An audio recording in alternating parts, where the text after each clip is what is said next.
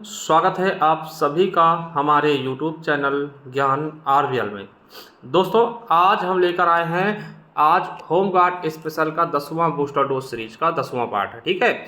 और दोस्तों केवल 10 ही मैं करवाना चाहता था और 10 हमने पूरे कर दिए हैं, ठीक है। तो दोस्तों जिसने भी नहीं देखा है वो ज़रूर एक बार देख ले। दोस्तों ये पूरे 10 कैसे देखेंगे, तो वो बच्चे दोस्तों आए हमारे प्लेलिस्ट में, ठीक है। जैसे प्लेलिस्ट में आएंगे देखिए ये हमने बनाया होमगार्ड परीक्षा बूस्टर डोज, ठीक है। तो यहाँ पर आकर के दोस्तों आप होमगार्ड परीक्षा के लिए बूस्टर डोज सीरीज ले सकते हैं। बहुत ही शानदार, बहुत ही बेहतरीन तरीके से दोस्तों सारी चीज़ें करवाई गई हैं, ठीक है। ये देख लीजिए। और दोस्तों जो भी चाहिए आपको, ठीक है, यहाँ दोस्तों जिसको भी उत्तर प्रदेश होमगार्ड के दोस्तों आपको पता है कि बैच चाहिए पुलिस का दोस्तों वो ले सकता है। और स्टैटिक जीके भी कराया है दोस्तों, वो देख सकते हैं। बहुत ही शानदार, बहुत ही बेहतरीन तरीके से, ठीक है। इसके अलावा बताते हैं आपको कि साथ में हमने यूपी पुलिस के लिए दोस्तों बैच निकाला है, आपको पता होगा जीके और हिंदी का, ठीक है। और इसी बैच में हमने होमगार्ड के भी टॉपिक डाल देते हैं, क्योंकि बच्चे कह रहे हैं सर हम जब पुलिस का जो बैच ले रहे हैं हम होमगार्ड की तैयारी कर रहे हैं, दोनों का दे दीजिए। तो इसी में हमने होमगार्ड के भी डाल देते हैं। इसमें आपको पूरा जीके और पूरी हिंदी मिलेगी, ठीक है। तो इसमें दोस्तों मैं जीके इस प्रकार से कराता था, इसमें हमने स्टैटिक जीके के आधार बांटा था। देखिए स्टैटिक जीके में आपको ये सारे 24 टॉपिक कराए गए हैं, ठीक है। और उनकी पीडीएफ भी वही लगा दी गई, टॉपिक वाइज पीडीएफ आपको मिलेगी। इसमें बैच में कंबाइंड पीडीएफ नहीं दी जाएगी, ठीक है। इसके अलावा करंट अफेयर दोस्तों उत्तर प्रदेश का अलग, राष्ट्रीय अंतर्राष्ट्रीय अलग, कोई चर्चित टॉपिक होता है वो अलग से, ठीक है। इसके अलावा विषय वाइज जैसे संविधान हो गया, भूगोल हो गया, इतिहास हो गया, अर्थव्यवस्था हो गया, उत्तर प्रदेश स्पेशल हो गया, विज्ञान हो गया ये। और होमगार्ड के भी स्पेशल टॉपिक इसी में डाल दिए गए थे, क्योंकि बच्चे होमगार्ड की भी तैयारी कर रहे हैं। कैसे मिलेगा दोस्तों आप बताते हैं कि उन्हें दोस्तों ये ज्ञान आरवीएल ऐप डाउनलोड करना होगा और चले जाना है पेड क्लासेस वाले कॉलम में। और जैसे यहाँ जाएंगे आप ये ले सकते हैं। देखिए आपको ये यूपी पुलिस का बैच ले लीजिए। इसमें अगर 2-4 दिन जो भी बचे हैं दोस्तों उसके लिए आप रिवीजन भी कर सकते हैं होमगार्ड का, और यूपी पुलिस का तो ये काम आएगा, ठीक है। यूपी पुलिस के लिए स्पेशली है, ठीक है। इसमें हमने होमगार्ड के भी टॉपिक डाल दिए थे, तो ये ले सकते हैं, ठीक है। इसके अलावा जिनको दोस्तों ई बुक चाहिए तो ई बुक्स वाले कॉलम में चले जाएँ। जैसे यहाँ जाएंगे दोस्तों यहाँ पे 2026 का पहले आपको करंट अफेयर 26 रुपये मिल जाएगा। 2026 का जैसे महीना बीतेगा वैसे से यहाँ पे करंट अफेयर डाल दिया जाएगा, ठीक है, मात्र 26 रुपये में, ठीक है। और दोस्तों उत्तर प्रदेश ये होमगार्ड के लिए स्पेशल टॉपिक की पीडीएफ अगर लेना चाहे ले सकते हैं, 121 रुपये का है, ठीक है। और दोस्तों आज नीचे आएंगे देखिए ये करंट अफेयर दोस्तों 25 रुपये में आपको मिल जाएगा मात्र, ठीक है। इसके अलावा दोस्तों नीचे आएंगे देखिए कंप्यूटर की ई बुक आपके लेखपाल हो गया इन एग्जामों के लिए, यूपी SSS सब एग्जाम्स के लिए। और ये हिंदी की दोस्तों मिल जाएंगे और उत्तर प्रदेश स्पेशल की ई बुक मिल जाएगी, बहुत ही शानदार, बहुत ही बेहतरीन तरीके से, ठीक है, मात्र 50 रुपीज़ में। और ये रही यूपी पुलिस के लिए दोस्तों 99 में स्ट्रैटेजी का एक अपडेटेड, ठीक है, आपको यूपी पुलिस के लिए मिल जाएगा, ठीक है। तो इसी प्रकार से संविधान, इतिहास, भूगोल सबकी मिल जाएंगे, ठीक है। तो जाइए एक बार परचेस करिए, ठीक है। चलिए दोस्तों शुरू करते हैं वीडियो को। तो देखते हैं दोस्तों 181 नंबर क्वेश्चन क्या कहता है कि मरुस्थल क्षेत्रों में उगने वाली वनस्पतियों को क्या कहा जाता है। जो मरुस्थल में उगते हैं दोस्तों उन वनस्पतियों को किस नाम जानते हैं, उसको जेरोफाइट्स कहते हैं या मरुद्भिद कहते हैं, ठीक है, याद रखेंगे। देखिए जेरोफाइट्स क्या होते हैं, तो दोस्तों मरुस्थल में उगने वाली वनस्पति, देखिए वीडियो में पूछा गया क्वेश्चन था। हाइड्रोफाइट्स क्या होता है, जल की ऊपरी सतह पर उगने वाले, है ना, जिनमें मिट्टी नहीं होता, ठीक है। हाइग्रोफाइट्स क्या होता है, अधिक आर्द्रता में वाले, है ना। और ट्रोपोफाइट होता है उष्णकटिबंधीय क्षेत्रों में वन और घास वाली, है ना। मेसोफाइट का होता है शीतोष्ण कटिबंधीय टैगा वनस्पतियां, ठीक। क्रायोफाइट्स का होता है शीत कटिबंधीय टुंडा जैसे लाइकेन और काई हो गया। हेलोफाइट्स का होता है नमकीन मिट्टी में, यानी कि जैसे मैंग्रोव वन होते हैं। लिथोफाइट का होता है कठोर चट्टान पर उगने वाली वनस्पतियों को बोलते हैं। और पायरोफाइट्स अग्नि प्रतिरोधक वनस्पतियां, सवाना क्षेत्र, इनको हम बोलते हैं पायरोफाइट्स, ठीक है। चलिए अगला है राष्ट्रीय डेयरी विकास बोर्ड की स्थापना कब की गई। राष्ट्रीय डेयरी विकास बोर्ड की स्थापना 16 जुलाई 1965 की गई। याद रखेंगे, आपको याद रखना कि श्वेत क्रांति का समापन, श्वेत क्रांति का संबंध किससे दोस्तों आपको पता होगा, किससे है, दुग्ध उत्पादन से, जिसको हम ऑपरेशन फ्लड भी कहते हैं, ठीक है। समापन 1966 में हो गया था। वही दोस्तों राष्ट्रीय डेयरी विकास बोर्ड की स्थापना आपसे पूछे तो 1965 हमने बता दिया 16 जुलाई। राष्ट्रीय डेयरी बोर्ड का मुख्यालय पूछे तो आनंद है, आनंद कहाँ पड़ता है, गुजरात में। और यहीं पे दोस्तों राष्ट्रीय दुग्ध दिवस कब मनाते हैं, 26 नवंबर। क्यों, क्योंकि इस दिन दोस्तों वर्गीज कुरियन का जन्म होता है, ठीक है। वर्गीज कुरियन दोस्तों याद रखेंगे ऑपरेशन फ्लड के जन्मदाता, ठीक है, कुरियन जी का जन्म हुआ था। ठीक है, और विश्व दूध दिवस हम 1 जून को मनाते हैं। तो सारी चीजें हमने बता दी हैं कि ऑपरेशन फ्लड का संबंध किससे है, दूध क्रांति से। और श्वेत क्रांति संबंध किससे है, दूध क्रांति से। ठीक है, चलिए आगे देखते हैं। सेबी का मुख्यालय कहाँ स्थित दोस्तों, सेबी का मुख्यालय मुंबई में। सेबी का फुल फॉर्म क्या होता है, securities and exchange board of India. आपको बता दें यह कार्य क्या करता है, तो यह प्रतिभूतियों में निवेशकों के हित की रक्षा करने और प्रतिभूति बाजार के विकास को बढ़ावा देने और विनियमित करने के लिए इसकी स्थापना 12 अप्रैल 1988 को सेबी अधिनियम 1992 के तहत किया गया था। इसका मुख्यालय मुंबई में है और चेयरमैन कौन है, तुहिन कांत पांडे। ठीक है, चलिए जनगणना विभाग की स्थापना किस मंत्रालय के अंतर्गत आती है दोस्तों, जनगणना जो विभाग है वो दोस्तों किस मंत्रालय के अंतर्गत आता है, गृह मंत्रालय। ठीक है, जो जनगणना कराई जाएगी है ना, अभी कौन सी जनगणना चल रही है दोस्तों, 2021 वाली 2027 के नाम से की जा रही है। ठीक है, ये शुरू होने वाली है। चलिए अगला है COP31 का सम्मेलन कहाँ हुआ था। COP31 सम्मेलन का आयोजन कहाँ 2026 में किया जाएगा दोस्तों, तुर्की में। ठीक है, तुर्की ने अपना नाम तुर्की कर लिया। ठीक है, समझ रहे हैं। चलिए अगर आपको पता है कि जब तुर्की में भूकंप आया था भारत ने एक ऑपरेशन लॉन्च किया था तुर्की की मदद के लिए, तो कौन सा ऑपरेशन था, कमेंट बॉक्स में बताइए। ठीक है, चलिए अब वही भी दोस्तों 31 देख लिया दोस्तों, ये हर साल होता है, तो हर साल इसका बढ़ता है। जैसे 27 में क्या होगा, 32 हो जाएगा। तो COP28 का कहाँ हुआ था, 2023 में दुबई में, अमीरात में। ठीक है, 197 देशों ने भाग लिया था, ग्लोबल वार्मिंग को रोकने की पहल की गई थी। 29 दोस्तों 2024 में बाकू अजरबैजान में। लक्ष्य क्या था, एक अधिक लचीला और न्याय संगत दुनिया बनाना। और COP30 दोस्तों ब्राजील 2025 में और COP31 तुर्की में। ठीक है, देखिए COP की प्रथम बैठक दोस्तों बर्लिन जर्मनी में 1995 में की गई और COP का फुल फॉर्म क्या, कॉन्फ्रेंस ऑफ पार्टीज। ठीक है, ये भी याद रखेंगे, पूछे जाएंगे। चलिए आगे देखते हैं। उत्तर प्रदेश का राजर्षि टंडन मुक्त विश्वविद्यालय किस जनपद, दोस्तों ये इंपॉर्टेंट है, ये प्रयागराज में पड़ता है, राजर्षि मुक्त है ना, राजर्षि टंडन मुक्त विद्यालय। ठीक है, कहाँ है, प्रयागराज में। अगला है पद्मनाभैया समिति का गठन कब किया गया दोस्तों, जनवरी 2000 में। ठीक है, ये पुलिस से संबंधित समिति थी। ठीक है, तो इस समिति का गठन दोस्तों 5 जनवरी 2000 को किया गया। ऑपरेटर में पूछा गया है, इसे पुलिस बल की क्षमता, कमजोरी का आकलन समेत लोगों की अपेक्षा और कार्यप्रणाली में अंतर को समझाना था। यह नई शस्त्रास्त्र की चुनौतियों का सामना करने के लिए पुलिस में संरचनात्मक परिवर्तनों का सुझाव देने के लिए दोस्तों, यानी कि जैसे कि नई नई चोरियां हो रही, डिजिटल चोरियां हो रही, उन सभी तरीके से दोस्तों सुझाव देने के लिए इस समिति का गठन किया गया था। चलिए अगला है कि मानवाधिकारों के सार्वभौमिक घोषणा में कुल कितने अनुच्छेद थे, तो दोस्तों जो मानवाधिकारों सार्वभौमिक घोषणा की गई थी, ठीक है, उसमें 30 अनुच्छेद थे। कितने, 30 अनुच्छेद क्वेश्चन पूछा गया है। ठीक है, ये कुछ अनुच्छेद जैसे दिए हैं दोस्तों, मैं कुछ बता दूंगा। जैसे दोस्तों भारत देखिए पहले में क्या है, सभी मनुष्यों को गौरव और अधिकार के मामले में जन्मजात स्वतंत्रता, यानी गौरव अधिकार का है ना स्वतंत्रता। और दोस्तों दूसरे में क्या है कि लिंग जाति आदि के भेदभाव नहीं किया जाएगा। ठीक है, तीसरे में दोस्तों जीवन जीने की स्वाधीनता का अधिकार है। ठीक है, और चौथा है गुलामी स्वतंत्रता, वो कोई गुलाम नहीं बना सकता। ठीक है, तो इस तरीके से दोस्तों ये देख सकते हैं है ना, इस प्रकार से सभी के सभी हमने आर्टिकल इसमें दिए हुए। जैसे 14 में पूछा गया क्वेश्चन है कि अनुच्छेद 14 में क्या है, किसी व्यक्ति द्वारा सताए जाने पर दूसरे देशों में शरण लेने का अधिकार। जैसे मान लें दोस्तों कि अब देखिए, जैसे मान लिया दोस्तों कहीं पर ईरान में बमबारी हो रही है दोस्तों, दूसरे देश में जाकर रहने के है ना वो चीज़ें। 15 में क्या है, प्रत्येक व्यक्ति को किसी भी राष्ट्र विशेष नागरिकता का अधिकार, मतलब किसी भी राष्ट्र विशेष की नागरिकता ले सकता है, ये दोस्तों ये बताया गया है। ठीक है, हालांकि दोस्तों उस देश की परमिशन होती है, देना चाहे दे। 26 में देखिए शिक्षा का अधिकार है। ठीक है, 24 में क्या है दोस्तों, अवकाश का अधिकार, जो संडे हमें मिलता है या फिर और भी चीज़ें जो मिलती है उनका अधिकार है। ठीक है, तो ये सारी चीज़ें बताई गई, 30 के 30 हमने इसमें बताया है। ठीक है, चलिए ये हमारी ई बुक्स में मिल जाएगा दोस्तों, जिसने भी हमारा होमगार्ड वाला या फिर स्ट्रैटेजी के वाली ई बुक ले रखी है।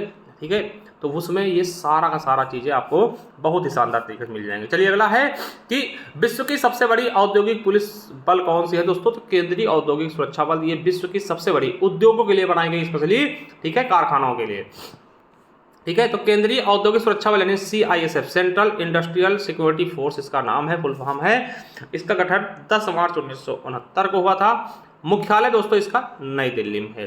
आदर्श वाक्य है संरक्षण और सुरक्षा, और कार्य क्या है, सरकारी कारखानाओं या अन्य सरकारी उपक्रमों की सुरक्षा प्रदान करने हेतु दोस्तों इसका गठन किया गया। जैसे मेट्रो वगैरह में देखते हैं आप दोस्तों, यही होते हैं ज़्यादातर ना, और जैसे कि एनटीपीसी वगैरह है दोस्तों, वहाँ भी यही लोग सुरक्षा देते हैं। मतलब जो भी बेहतरीन उपक्रम हैं, कारखाने हैं बड़े बड़े दोस्तों, वहाँ पे इन्हीं की दोस्तों क्या होता है, सुरक्षा CISF के द्वारा दी जाती है। ठीक है, विश्व की सबसे बड़ी औद्योगिक सुरक्षा बल है ये। आपको बता दें कि महत्वपूर्ण बुनियादी ढांचों के प्रतिष्ठानों जैसे हवाई अड्डे हो गए, परमाणु ऊर्जा संयंत्र हो गए, रक्षा उत्पादन इकाइयों और तेल क्षेत्रों की सुरक्षा के लिए इनका गठन किया गया दोस्तों। ये सभी प्रकार की सुरक्षा देते हैं। ठीक है, चलिए अगला है दो देशों के बीच दोस्तों ताशकंद समझौता पे हस्ताक्षर हुए थे दोस्तों। आपको बताओ, भारत और पाकिस्तान के बीच। ठीक है, ताशकंद समझौता। देखिए एक बार मैं पाकिस्तान के साथ युद्ध की बातें कर लूंगा। तो 1947 दोस्तों प्रथम कश्मीर युद्ध हुआ था। 1965 में इस युद्ध के बाद पाकिस्तान के प्रधानमंत्री ने ताशकंद में समझौते पर हस्ताक्षर किए थे, और इस समझौते में लाल बहादुर शास्त्री जी गए थे। जो ताशकंद की बात की ये कब हुआ था, 1965 युद्ध के बाद। ठीक है, इसी में हमारे जो एक बहुत अच्छे प्रधानमंत्री थे लाल बहादुर शास्त्री जी, उनको दोस्तों वहाँ पर उनकी मृत्यु हो गई थी रहस्यमय तरीके से। तो आपसे पूछा था एकमात्र प्रधानमंत्री जिनकी मृत्यु दोस्तों भारत के बाहर हुई थी, ठीक, ताशकंद समझौते में। ठीक है, तो उज्बेकिस्तान में ताशकंद किसकी राजधानी थी, उज्बेकिस्तान। वो दोस्तों उस समय USSR का हिस्सा था। ठीक है, समझ रहे हैं। चलिए ठीक है, 1971 में दोस्तों पता है कि भारत ने पाकिस्तान को चीर करके बांग्लादेश भी बना दिया था। ठीक है, और 1971 में भारत ने कराची बंदरगाह पर भारतीय नौसेना द्वारा, ठीक है, ऑपरेशन ट्राइडेंट ऑफ पाइथन चलाया था यार। ठीक है, और उसके बाद शिमला समझौता हुआ था। ठीक है, 2 जुलाई 1972 को इंदिरा गांधी और जुल्फिकार अली भुट्टो के बीच दोस्तों शिमला समझौता भी होता है, ये भी याद रखेंगे, पाकिस्तान के बीच। ठीक है, फिर दोस्तों ऑपरेशन मेघदूत भी चलाया गया था एक बार, जो दोस्तों विश्व का सबसे ऊंचा युद्ध स्थल है। ठीक है, भारतीय सेना द्वारा सियाचिन ग्लेशियर पर नियंत्रण स्थापित करने के लिए 13 अप्रैल 1984 को शुरू किया गया अभियान था। इस अभियान का उद्देश्य सियाचिन की ऊंची चोटियों पर नियंत्रण हासिल करना था, जो दुनिया का सबसे ऊंचा युद्ध स्थल है। ठीक है, फिर दोस्तों 1999 में कारगिल युद्ध होता है। कारगिल समीक्षा समिति को भारत सरकार द्वारा दोस्तों 1999 में नियुक्त किया गया था। देखिए कारगिल समस्याओं की जांच के लिए के सुब्रमण्यम समिति की भी गठन की गई थी। और आपको बता दें, फिर दोस्तों आपको बता, एक होता है ऑपरेशन बंदर चलाया जाता है बालाकोट स्ट्राइक के लिए, एयर स्ट्राइक किया जाता है। फिर ऑपरेशन सिंदूर चलाया जाता है 6 से 7 मई को, ठीक, पहलगाम अटैक के बाद। ठीक है, ऑपरेशन सिंदूर 10 मई 2025 को दोनों देशों के DGMO द्वारा फोन पर बातचीत दौरान सीज फायर होता है। क्यों चलाया था, क्योंकि आप बता दें कि जम्मू कश्मीर के पहलगाम में स्थित बैसारन घाटी, जिसे मिनी स्विट्जरलैंड कहते हैं, वहां आतंकवादी हमले में 26 लोग जान गए थे। उसके बाद भारत ने रिटेलिएट किया था और बहुत अच्छे से ठोका था, ठीक, पाकिस्तान को। चलिए उसके बाद बात करते हैं 191 क्वेश्चन, यूनेस्को का मुख्यालय कहाँ दोस्तों, पेरिस, फ्रांस में। यूनेस्को का फुल फॉर्म क्या है, तो United Nation Education Scientific and Culture Organization. दोस्तों 16 नवंबर 1945 की स्थापना हुई थी, मुख्यालय पेरिस में है। अभी दोस्तों महानिदेशक कौन है, तो खालिद अल एनानी दोस्तों, जो कि मिस्र के हैं। ठीक है, आपको बता दें कि एक अंतर्राष्ट्रीय संगठन है जो शिक्षा, विज्ञान, संस्कृति और संचार को बढ़ावा देकर विश्व शांति और सुरक्षा में योगदान देता है। इसका मुख्य उद्देश्य मानव ज्ञान और सांस्कृतिक विविधता को संरक्षण और बढ़ावा देना। ठीक है, याद रखेंगे, यह विश्व धरोहरों की स्थलों का सुरक्षा और नियंत्रण का, जैसे आपने देखा ना कि यूनेस्को के तहत आज इसको संरक्षित किया जाएगा, है ना।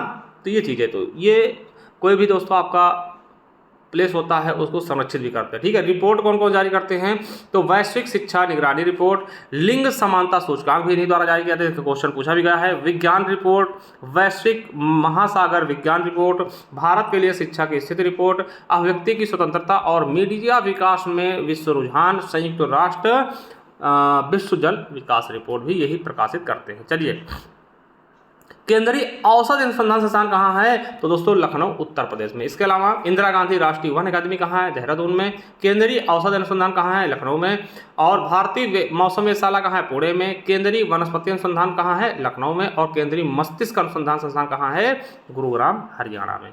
ठीक है, चलिए, कुल कितने लोग व्यक्तियों को दो दो बार नोबेल पुरस्कार दिया जा चुका, मतलब एक ऐसे व्यक्ति कौन से हैं जिन्हें 2 बार नोबेल पुरस्कार मिला है? तो दोस्तों 5 लोग हैं। मैडम क्यूरी जिन्हें 1903 में रेडियो सक्रियता भौतिकी के लिए मिला और 1911 में रेडियम के लिए रसायन का मिला। ठीक है, इनको 2 अलग अलग क्षेत्रों में मिला। जॉन बर्डीन को दोस्तों, इनको दोनों एक ही चीज़ के लिए मिला, नहीं भौतिकी के लिए दोनों मिले हैं। ठीक है, 1956 में ट्रांजिस्टर की खोज के लिए और 1972 में अतिचालकता के लिए, दोनों बार भौतिकी का। ठीक है, चलिए, और फ्रेडरिक सेंगर को 1958-1980 में रसायन के लिए, इंसुलिन के लिए। ठीक है, और लिनस पॉलिंग को दोस्तों एक बार रसायन एक बार शांति का, तो 1954 में नाभिकीय परीक्षण के लिए, रसायन के लिए, और 1962 में शांति के लिए। और कार्ल वेरी शार्पेल को दोस्तों 2022 में दिया गया और 2001 में मिला था, 2022 में, यानी रसायन क्षेत्र में दोस्तों ये भी 2 बार पा चुके हैं। ये नए व्यक्ति जुड़े थे 2022 में। ठीक है, तो दोस्तों याद रखिएगा 2001 में कीरल उत्प्रेरण ऑक्सीकरण के लिए और 2022 में क्लिक रसायन विज्ञान और बायो ऑर्थोगोनल केमिस्ट्री के विकास के लिए। दोस्तों याद रखेंगे मैडम जॉन फ्रेंडली बेरी, है ना, तो मैडम से मैडम क्यूरी, जॉन से जॉन बर्डीन, फ्रेंड से दोस्तों फ्रेडरिक माइसर, और ली से दोस्तों लिनस पॉलिंग, और दोस्तों बेरी से कार्ल बेरी शार्पेस, है ना। तो इस तरह से याद रखेंगे 5 लोग जिन्हें 2 बार नोबेल पुरस्कार दिया जा चुका। चलिए, ऑस्ट्रिया की देश की मुद्रा क्या है? ऑस्ट्रिया देश की मुद्रा क्या है? पहली चीज दोस्तों, ऑस्ट्रिया की राजधानी वियना है। वियना समझौता आपने सुना होगा। ठीक है, चलिए, तो यहाँ की मुद्रा है यूरो। देखिए, अब कनाडा की देख लें तो कनाडा की राजधानी क्या है? ओटावा। मुद्रा क्या है? डॉलर। ठीक है, आयरलैंड डबलिन, मुद्रा euro. America Washington DC, dollar मुद्रा। ऑस्ट्रिया राजधानी वियना, यूरो। ठीक है, यूक्रेन की क्यू दोस्तों, यूक्रेन को याद रखेंगे ना, और हिरविनिया दोस्तों यहाँ की मुद्रा है। ठीक, यूक्रेन रूस का युद्ध चल रहा है ना, रूस की मॉस्को राजधानी रूबल। ठीक है, इटली की रोम राजधानी और यूरो मुद्रा। ठीक है, तो ये भी याद रख लेंगे कुछ। चलिए, अगला है होलोकास्ट मेमोरियल डे कब मनाया था? तो पूछा भी जा चुका है ये क्वेश्चन। ठीक है, अभी बीपीएससी में। ठीक है, तो 27 जनवरी को।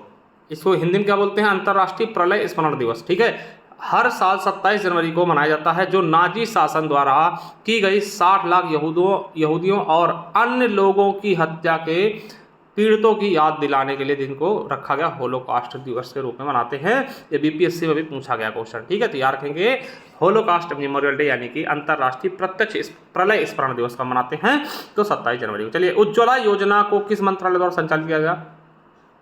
पेट्रोलियम एवं प्राकृतिक गैस मंत्रालय द्वारा दोस्तों इसको संचालित किया जाता है। पेट्रोलियम एवं प्राकृतिक गैस मंत्रालय। उज्ज्वला दोस्तों बात करते हैं, उज्ज्वला क्या है? तो गरीबी रेखा से नीचे जीवन यापन करने वाले परिवारों को मुफ्त एलपीजी कनेक्शन उपलब्ध कराना, ताकि ग्रामीणों को स्वच्छ ईंधन प्राप्त हो सके। इसकी शुरुआत कब की गई? तो 1 मई 2016 को प्रधानमंत्री मोदी जी द्वारा उत्तर प्रदेश की बलिया जिले शुरू किया गया। उद्देश्य क्या था? तो दोस्तों ग्रामीण महिलाओं को धुएं से मुक्ति दिलाना, स्वास्थ्य और पर्यावरण को सुधार करना। संचालन पेट्रोलियम एवं प्राकृतिक गैस मंत्रालय द्वारा। ठीक है, और दोस्तों फिर कुछ दिन बाद उज्ज्वला 2.0 चलाया जाता है, यानी दोबारा से शुरू किया जाता है। ठीक, लक्ष्य और बढ़ाया जाता है। ठीक है, तो इसकी शुरुआत 10 अगस्त 2021 को प्रधानमंत्री मोदी जी द्वारा उत्तर प्रदेश के महोबा से। देखिए, पहला कब किया, कहाँ से किया गया? बलिया से, यूपी के ही। दूसरा महोबा से, जिसका लक्ष्य पहली योजना में छूटे हुए 1 करोड़ और गरीब परिवारों को मुफ्त एलपीजी कनेक्शन देना, जिसमें प्रवासितों को पता प्रमाण के बिना कनेक्शन की सुविधा भी दी जाएगी, जो प्रवासी थे उनको भी। ठीक है, चलिए, अगला है कि भारतीय सुनामी पूर्व चेतावनी केंद्र कहाँ स्थित? हैदराबाद में। सुनामी की बात करते हैं तो समुद्र में भूकंप या ज्वालामुखी से उठी विशाल लहरें सुनामी कहलाती हैं।